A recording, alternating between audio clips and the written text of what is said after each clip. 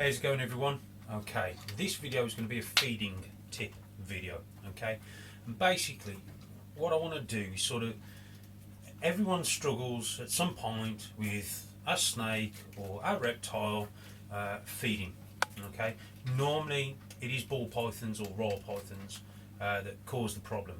Okay, so first thing I've got to stress, guys, research. I say this time and time again, but please do your research.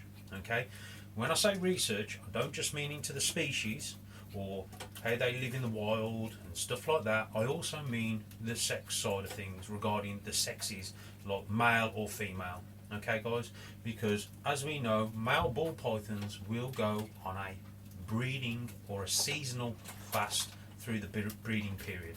Okay, so you need to bear that in mind. Females tend to be pretty much constant all the way through. Okay, so if you're going to buy a ball python, I want you to do your research, and I also want you to research in what sex of ball python would be better for you. Would it be better to have a male? Obviously, guys, if this is being a pet, okay, so that's the other side of things. Are you going to use it for breeding, or is it just going to be a pet? Okay, so you need to research, i.e. the species, how they live in the wild, the best sort of temperatures, all that sort of stuff, but we'll go into that in a bit further into the video. And obviously what sex of ball python, whether it's going to be a male or a female, you're going to go for. Okay, so it tends to be at the shops or at the pet shops, they tend to sell male predominantly in the reptile shops, simply because the females are more valuable to the breeders. Okay, so males tend to be in your pet stores that you tend to find across your country or across the your area. Okay, so research. In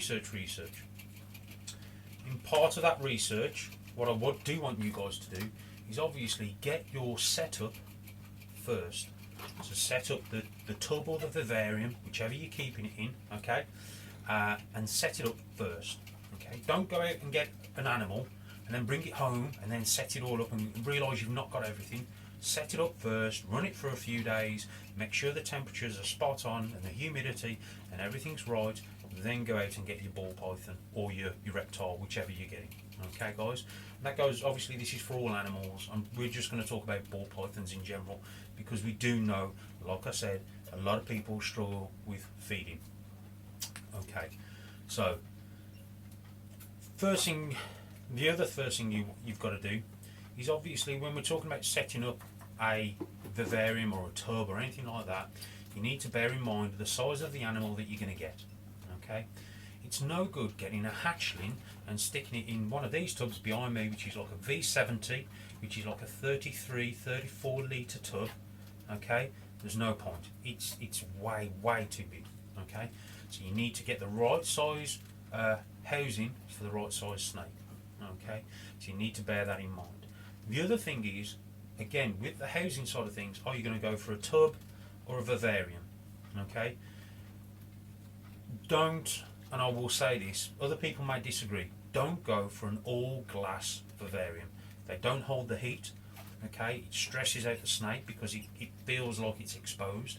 So guys, don't go for an all glass vivarium, please. Go for a wooden one, obviously with glass sliding doors, or a terrarium. They're pretty decent as well, which are like your plastic enclosures with the plastic lids. Obviously I know they're see-through all the way around, but you can get some nice little backing paper to cover that round. And obviously the plastic side of things, it does hold heat a lot better than glass. Or what I always advise are the tubs. Little tubs, especially if you get a hatchling, something like this to start it off. Obviously as you're growing the snake up, this will get bigger, but this is perfect for hatchlings, guys. Okay, so it is vitally important that you get the housing of the snake correct. Okay, the other thing we're going to talk about as well within that is with the hides. Okay, again, important. Okay, so hide size, again, depends on the size of the ball python that you're going to get, but hides are important. Remember, guys, through your research, you'll know these snakes are very shy creatures. Okay, they pretty much spend most of the time underground or in burrows of rodents, so they're not very they don't come out very often, and especially they don't come out during the day. So the more hides you give them, or the better the hide, the more secure the snake's going to feel, and so on and forth. It's obviously going to feel secure and feel okay to feed. Okay, so hide's important. Okay, substrate. The one thing I'll recommend to start off, and this is my opinion, guys. Again, this is what I advise. You haven't got to do what I say, but this is how we do things, and this is how I advise things. Paper towel. Okay, pretty straightforward. Just plain old paper towel. Okay. My advice is go for quality. Okay. You can't beat it. It's the best. You know. Again, you want to. I'm not sort of saying kitchen towel, you know, your standard Bogo standard. Go for something that's pretty good, absorbent, that sort of thing. This stuff's ideal. Okay, doesn't cost that much, and again, guys, it's ideal to have because it's just dead easy to change. You know, if they make a mess, dead easy to clean up. Okay. So your substrate's there. Obviously, you're gonna have a bowl. You know, preferably a nice, either a good quality plastic or a good quality. These are actually candle holders, you know, like your tea light candle holders. Okay, that's all they are. Glass ones, nice and heavy base. Water, they can't knock it over. Even if they do, it doesn't hold that much, so it's going to drown or cause a problem. Okay, so really consider stuff like this. Okay, so this is vitally important again for the snake, for feeding, because you want to make the snake feel secure. Okay, so if you're getting a hatchling, this is perfect. You know, this is like a, I think this is a 3.5 litre. Okay, made by Wham. I have showed these before on previous videos, and these are ideal, guys. Okay, the company's called Wham, which is WHAM. Okay, and these are the 3.5 litres, perfect for hatchlings. Okay. The other thing we're going to talk about again is hotspots. Okay, on your tub, you want one part of it to have a nice hotspot, and the other part it will gradually cool itself down into like a cooler area. Okay, this is so the snake can control its own body heat, and obviously when it's feeding, okay, it needs that hotspot to digest the food, preferably belly heat. Okay, you can do back heat. Okay, and if you've got like a vivarium, which is wooden top and a sort of top hot spot, or a top hot bulb, or a ceramic bulb, I don't advise it, but if that's what you've got, guys, that's what you've got. Try and give it, you know, that area to be a hot spot. I would always advise to have belly heat. Okay, so we're going to talk belly heat. Okay, so you want a hot spot over this side, which will be between 89 to 92 degrees Fahrenheit. In English terms, that's 31 degrees Celsius to about 33 degrees Celsius. Okay, so that's your hot spot. Further on down this way, obviously the cooler area will then cool itself down. Obviously you've got air holes or vent holes, that will cool itself down. Okay, guys, so you'll have a nice gradual slope into the cool area. Okay, so again, hot spot is important. Okay, for the digestive system of the rodent that it's eating inside itself. Okay, if they haven't got the right temperature, okay, I'll tell you some worst case scenarios. I've heard of basically the hotspot being too cool and they can't digest the rodent inside, and basically it causes all gut failure and all sorts. It's horrendous. Okay, so belly heat is probably the best way and what I would advise to go for, and you want them temperatures, like I said, if you're in the States and you're working in Fahrenheit. I work in Fahrenheit even though I'm in the UK, but in Fahrenheit it's between 89 to 92. Again, guys, this is my advice. In the UK, Celsius wise, you're talking 31 to 32. 31 to 33. Okay, degrees Celsius. Okay, guys. So, heat or a hotspot is important. You also want to give them a chance to cool down. If they want to cool down and control their own body temperature, you need to give them that variance in temperatures. Okay, guys, that is equally as important. Okay, so you need to remember that. The other thing we're going to go on to is humidity. Some people say they do, some people say they don't. I can tell you from my experience, my snakes work better between 55 and 70% humidity. Okay, it's each to their own. Okay, I find they shed better, so when they go into shed, I find they shed better, again, between that sort of 55 to 70 80% humidity. Okay, so humidity is important as far as I'm concerned. Okay, some people humidify the rooms and make the rooms humid. Some people like to keep the humidity in the tubs. Okay, so again, it's each their own. I like to do a bit of both. I like the room to be slightly humid, which it's running at 54% at the minute. Okay, but also I know inside the tubs it's running slightly high. It's running about 65 to 70% humidity. Some people think humidity can cause problems.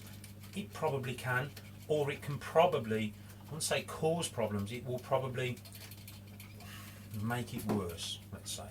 Okay, so there's a fine balance. I think, again, everyone's slightly different, but guys, humidity, you need to have it there. This is what I feel, it helps with everything. Okay. The other thing we're going to go on to is just very quickly, again, going back to the hides. Let me just grab some hides. Okay, there's one, let me grab another one, 2, 3.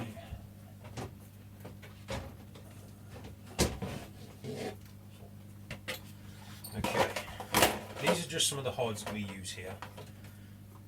This is drain pipe. Okay, I used to use toilet rolls, the end of toilet rolls, but I found they were getting wet and they were just soggy and they were no good, so they went in the bin. I went straight to the DIY shop, brought a length of drain pipe and basically cut that down. Okay, so that's exactly what that is. They love them. Hatchlings love them. Okay, very cheap, very nice, plastic, hard wearing. Obviously when you cut it, make sure there's no sharp edges. That's perfect, guys. Okay, so there's that one. Obviously as they get bigger and they're too big to fit in that, you're going to upgrade them and you're going to get something like this. Okay, these are just simple plastic pots from IKEA.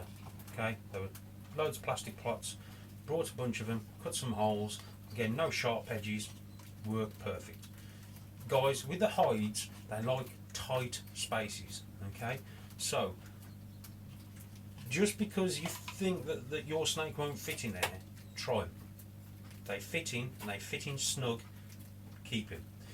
The only time to change it is if that was lifted up that much that their, a bit of their body was hanging out, that sort of thing, then it's time to change it. I wouldn't go excessively big, just a nice gradual size up, use whatever you want. I always go for plastic simply because it's easily to be cleaned. The material ones and stuff with, like the Exoterra ones are great, don't get me wrong, if you've got a nice terrarium or a nice vivarium setup and everything's, you're setting it all up and it looks, you've got nice fake plants in and stuff like that, that's fine, guys. Again, this is what I advise because I find it works. But with a nice plastic, easy clean, you can see if it's dirty. I've said before, don't over clean your hide because that's got their smell in there, but obviously if it gets excessively dirty, then yes, clean it, but just give it a quick wipe over. Again, their smell is another thing that helps them feed because they feel secure in their own environment. You've got to think, guys, the snakes make that environment. Okay, so don't go crazy with the cleaning schedule. Obviously I'm not a fan of spot cleaning, but what I'm also not a big fan of is disinfecting everything every time you clean. Okay, guys, you do what you want. This is just what I do, and again, guys, these are just some helpful tips. Okay, I don't say this is the gospel and this will make it work for everyone. It's just what works for me. And then we've got simple stuff again like this. This is just a simple. You get it from any sort of planting shop. Obviously, all these are plant trays. Okay, brilliant plastic hides. These are, they've got air holes, so a bit of ventilation as well. Cut a nice little hole in there, turn it upside down. It's nice and black. Okay, it's also short. Okay, so again, they feel, the tighter the space, the better. So again, as they slowly go up in size, I change the hides, and again, onto the adults, they tend to have, this is just a simple cat litter tray. Okay, they're about £1 from the pound shop, nice and cheap. Again, good plastic, quality plastic, easy cleaned. Turn them upside down, you've got yourself a nice little hide there for the snakes. All my adults have these, especially after they've come off eggs. I'll give them a hide, put them back in, leave them and they get back on food straight away. So that's some hide ideas, okay guys? Don't go and get them a massive hide and what have you. It's not going to work. Start off with small hides and then gradually build your way up as they get bigger. If you've got a vivarium and you're doing like a sort of a nice sort of, you know, environment, and you've got loads of baked plants and all that sort of stuff, try and give them more hiding spaces. So give them hiding spaces on the cool end, you know, in the middle and in the hot spot. Give them an option or a chance of getting off that hot spot into the cool area, cooling themselves down, or they may want to go into the middle. Give them the option. If you're going to set yourself a nice vivarium up, that's the way to do it. Okay, plenty of hides, plenty of things for them to do. If they think you can't see them, they'll feel secure and they'll start feeding. The key to this game, I feel, is trust. The snakes have got to trust you. Okay. Second of all is it's them feeling secure.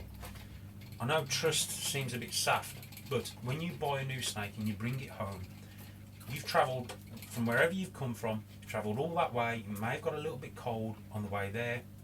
You may not have, depends on obviously how it's kept.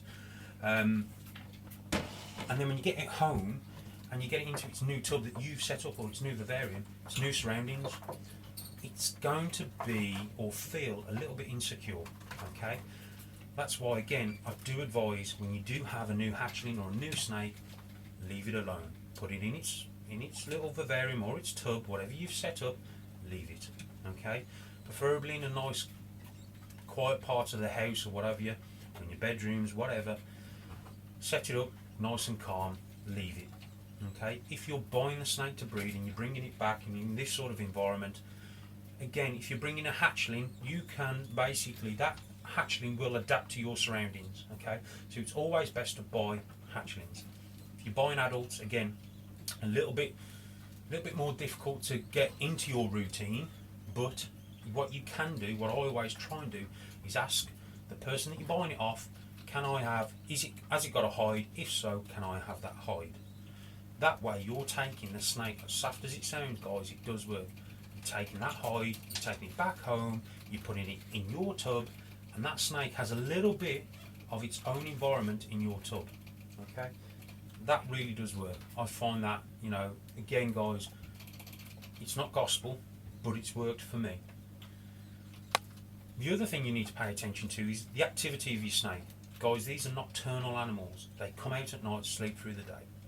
All my snakes are pretty much conditioned, like now, it's feeding time tonight. They know it's night time, they're going to get fed. So all my snakes are pretty much active. So we've got some up here, some down here. Some of the hatchlings that I've got are there, and some of the breeder males are there. They're all active and they're ready for food.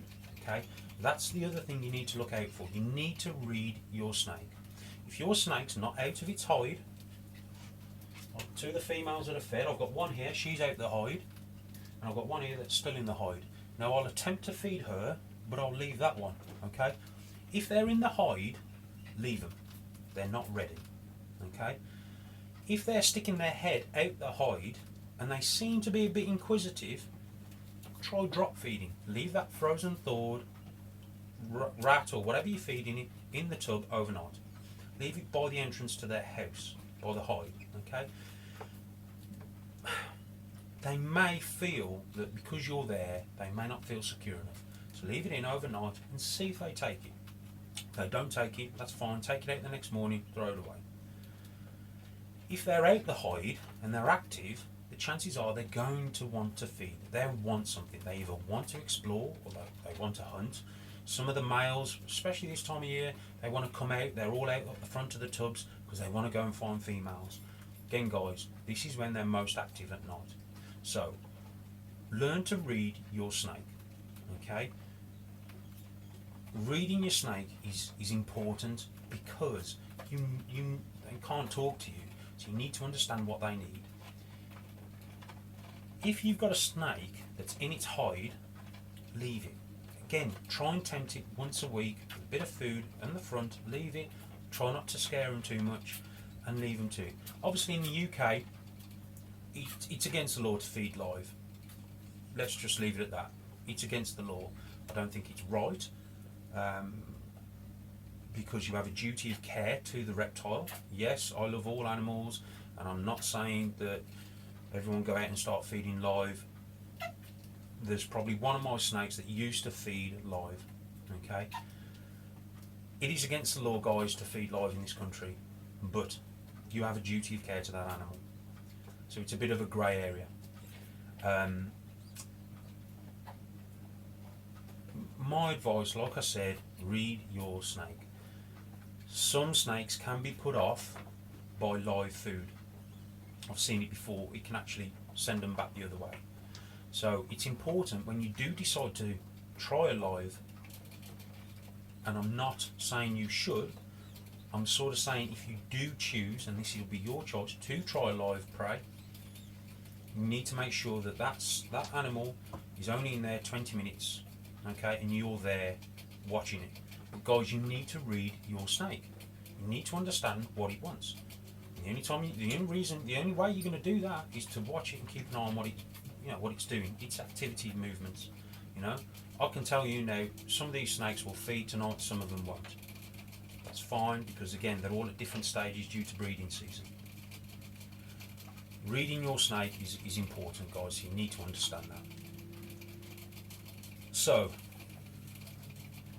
once we've established that you've got the snake home, you've set it all the setup's bang on, the humidity, the hotspot, everything's right, you've got the hides set out perfectly, it's great. I would advise, first of all, setting up a basic setup, okay guys, a tub, some kitchen towel, good quality kitchen towel, a nice plastic hide and a glass water dish like I've showed you to start off with. Get that snake feeding. If it's a hatchling, try and feed it twice a week, okay? Again, another good tip is don't give it like massive size rodents, try smaller, even adults, try adult snakes, try them on smaller prey first. That is a lot less daunting than something this big, okay guys? So bear that in mind. If you've got a hatchling, try and get them feeding twice a week, okay? You choose, do it at night, okay? And the way I do things, I get the frozen rat pup, I dip the head into hot water, not boiling hot water, but hot water, okay? Then I offer it to the snake. It owns in, zooms in, bang, it's got it, okay? Try and get it into a routine of feeding it twice a week. As it gets bigger, and again guys, this will be down to you reading your snake, you can start upping the size of the prey, and then you can start backing off to once a week if you want, or you can keep it to twice a week. It's entirely up to you guys, okay? These snakes in the wild are opportunities feeders. They won't just feed once a week, they won't feed every night of the week, they may only feed once a month.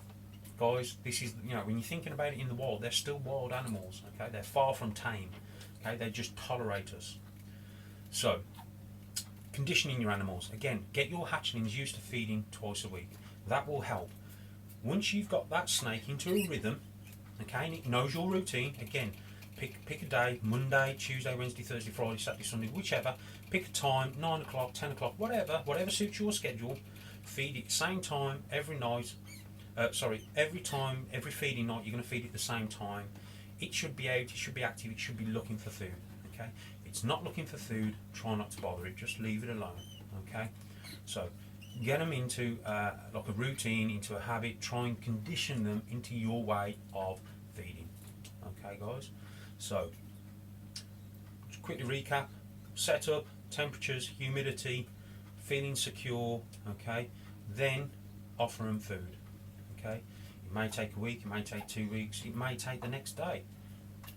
I tend to, all the hatchlings that I sell tend to have a brilliant feeding response, but you can handle them.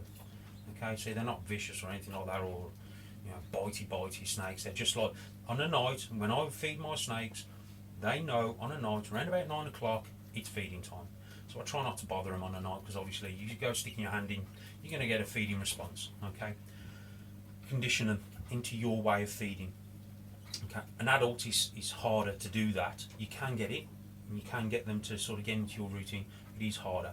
Hatchlings are better. Okay, they're dead easy. You can get them feeding great. Okay. Please research. Okay, don't just go out there and start assist feeding or force feeding. That's for another stage. You need to tick all these boxes: the size of the hides, the size of the the enclosure, how many hides, is the hotspot right, is the humidity right, all that sort of stuff needs to be bang on first. When you've got all that right, and again guys, you can try altering stuff. You know, I'm saying stick it at 32 degrees or 31 or 33. Try, you know, they may like 34, they may like 29, but I don't advise sort of going down too low, so just try and keep them a hot spot, and see where they go from there. If you're using the plastic hides, okay, you'll actually see the snake will actually move that, okay, so it's not too heavy and they can move it. So they may move it from the hot spot into the middle because they feel that temperature is great and that's what they like. Again guys, read your snakes, keep an eye on them, look at them, see what they're doing, okay. It's all part of feeding, okay. I know I'm probably teaching some of you guys to suck eggs, I'm sorry about that, but I need to go over everything because I feel that there's bits and pieces out there, like I said, temperatures, little hides, little trick bits, okay, that most people don't really look into, and it's just that little bit of fine tuning that may get your snake, you know, eating and feeding on a regular routine.